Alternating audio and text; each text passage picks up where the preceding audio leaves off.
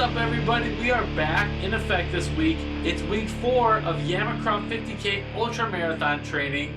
Your humble host, Tim Chelsvik, and this week it's all about the hill attack on the long run. So I'm not going to spoil it for you, but it's a hill attack plus it's a tour of homes that most normal people would never be able to afford. So you'll definitely want to stick around for that. Again this week, the theme is staying as healthy as possible. And I hit the gym a couple times, did a couple home workouts. So everything's kind of standard there. Still sticking around that 30 mile a week benchmark for distance that I'm logging.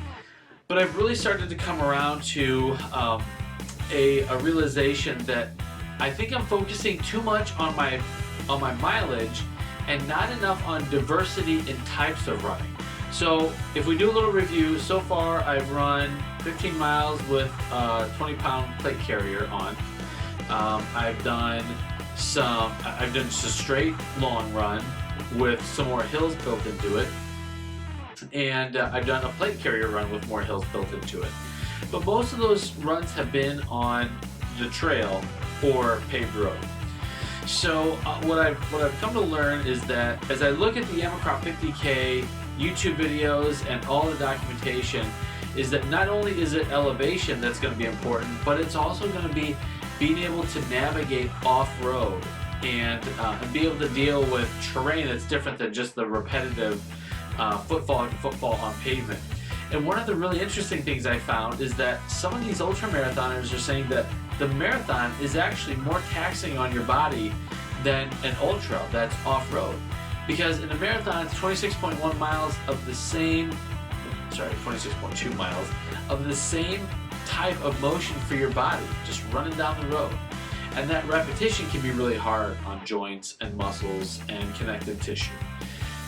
The bonus to an ultra, obviously the distance is longer, so that's tough, but it's different kinds of movement.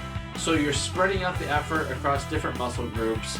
You're not fatiguing one particular set of muscles. So I'm curious to see if that holds out as I continue to get diversity and push myself to be challenged by different types of running in my training. The other thing is I just don't want to become mentally fatigued. Going out by yourself for 2, 3, 4 hours on a Sunday afternoon, that gets kind of lonely. And I got some podcasts when I remember to bring my earbuds, right? And I listen to some music, but after a while that even gets old. And I'm kind of interesting, but I'm not interesting enough to sit with my own thoughts for too long. So I'm trying to keep this fun too. I don't want this to become another job. I have enough jobs in my life. Don't want training for the Yamacraw 50K to become the doldrums of my life. So staying mentally active is going to be important as I go on this trip. I'm also going to be focusing a little more on nutrition. My challenge is that in the past, running has been primarily about weight loss. Well, on this trail to Yamacraw, I'm probably going to, in fact I already have, put on a few pounds. So some of that's muscle mass, some of that is just overeating a little bit when I come back from my runs. I'm just famished and I overindulge and I supersede my calorie deficit. So I don't want to do that too much. But I also don't want to malnourish myself or undernourish myself. So on this particular long run this week, look for a bit of on-the-run nutrition. I take from First Form Enduriformance. It's got a creatine electrolyte blend that helps me continue to feed my muscles and not break myself down so badly during the run. I also brought a level 1 bar with me. It's a protein bar. It's got, I think, 24 grams of, I think it's got 20 grams of protein, 19 grams of carbs, and just a few fats. Not very many fats. A pretty good mix as far as what I need for my run. So let's head out to the long run right now, the hill attack, tour the homes that you and I will never be able to afford, and we'll catch it back up on the flip side. Well, a little different setup today. My long run is going to be without the plate carrier. After that bonk last week, I just thought I should try to get a baseline without it. but there's gonna be a lot of elevation today. It's a new location I'm running from the old camp that I used to run. There's a lot of hills coming out of here. It's gonna be all road today, but it's gonna be a lot of elevation. So let's go get high.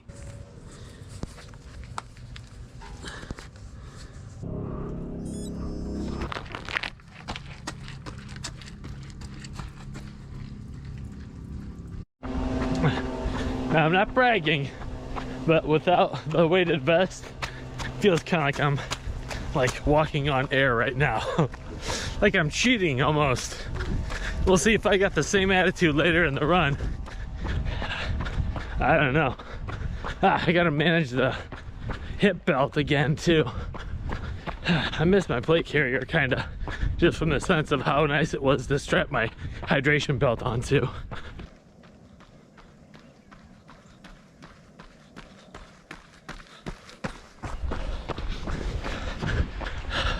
I told you there'd be hills right off the bat. Here we go.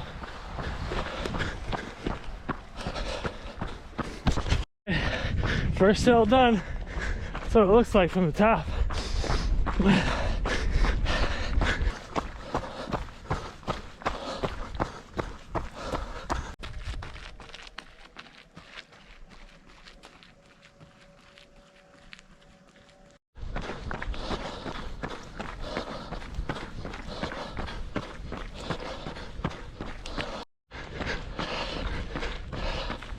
Holy heck, this is a hill. Oh. Short strides. Stay up tall. Breathe. Yeah. Holy heck, it's not done. Oh, I guess the climb paid off. Not a bad view.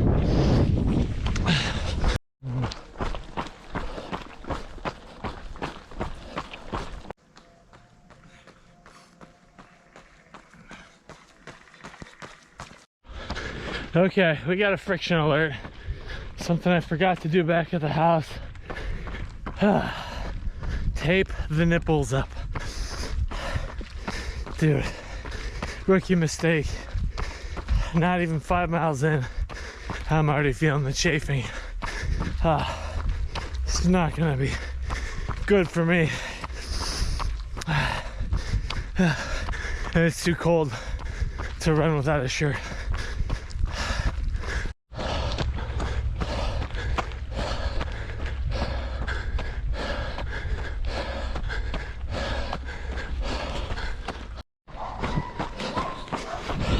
You know, don't underestimate how much energy is required to go downhill. It can be awful hard on your joints. You can lose control. It's just like riding a horse or riding a bike downhill. Try to lean back. Not let gravity pull you down too fast. Lose control. So short strides again. Land on the balls of your feet. That'll help you go downhill safely.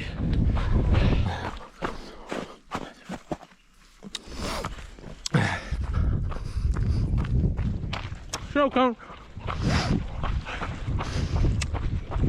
Free hydration. Don't gotta carry it. When I'm done with that, just toss it away.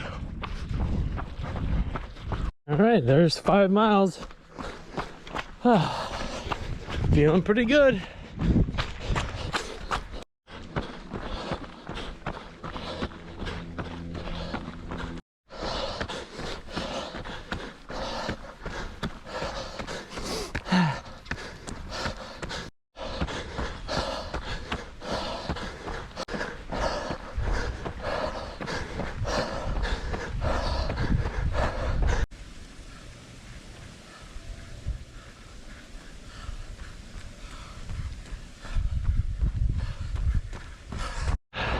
Just a reminder, as a pedestrian, you run against the flow of traffic so you can see oncoming vehicles.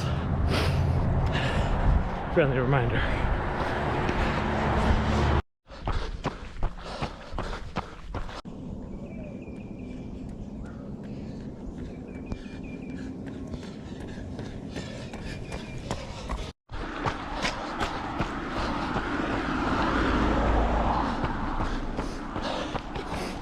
All right, 7 3/4 miles in. I got a choice point here. Downhill, which means more uphill, or going backtracking a little bit, get some more flat miles at the risk of cramping up again. I think I'm gonna opt to go back down to the valley, try to get a few flat miles in. Yeah, don't want to push it too far, too hard, too fast. Reasonable training, right?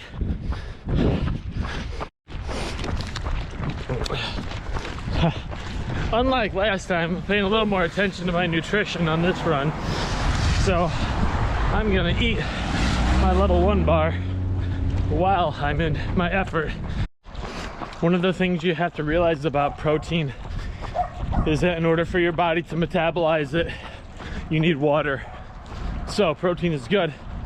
Make sure that you're hydrating, otherwise your body's not going to be able to break that down as efficiently.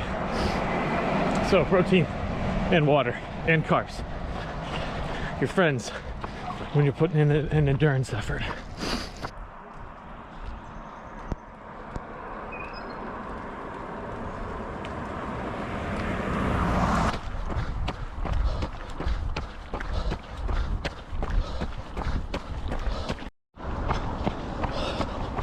All right, 10 miles, and friction alert is officially off.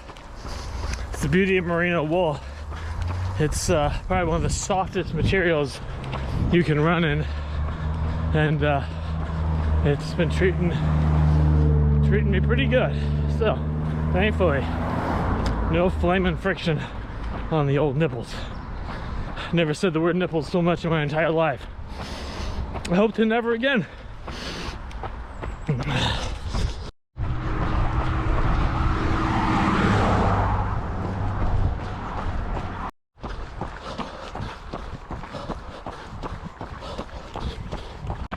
Looks like half marathon distances what the long run's gonna be today.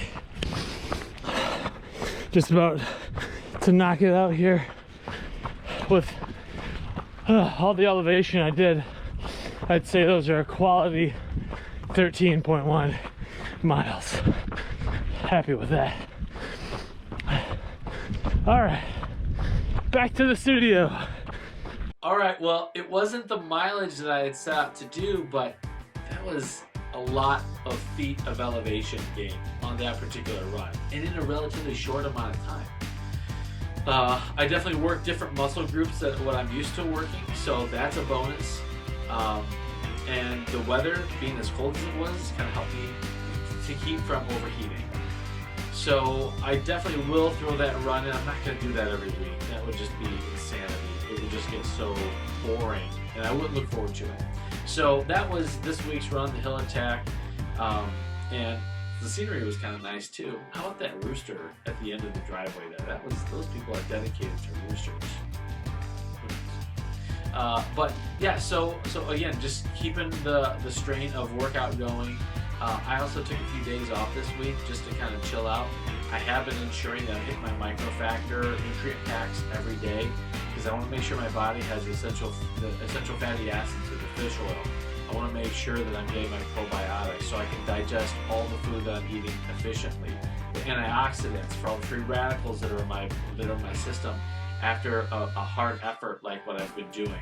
So I've got to take care of myself long-term, long run. I have been noticing a little pain in my knee, but it's going away the day after my long run. So I want to pay attention to that. So far, so good, but it's definitely something that I don't want to overlook. So that's really it for this week. Stay tuned next week because there's a different kind of hill attack coming. I think I'm going to take on trail running for really the first time. I've never done much trail running, if you can believe it. And I've got my sights on one of the most technical trails here in Missouri. And well, it'll be an adventure in and of itself. So be sure to tune in next week. If you haven't caught all the previous episodes of my training videos, they're in the YouTube channel, so go check them out. You can search for Yamacraw 50K or 10KJ or whatever, and they'll pop up and you can watch. If you have any questions, feel free to pop them in the comments and I'll be sure to answer you guys back. Thanks for tuning in, and if you are training for something great, and I hope you are, hope you have a great week of training, and I'll catch you next week.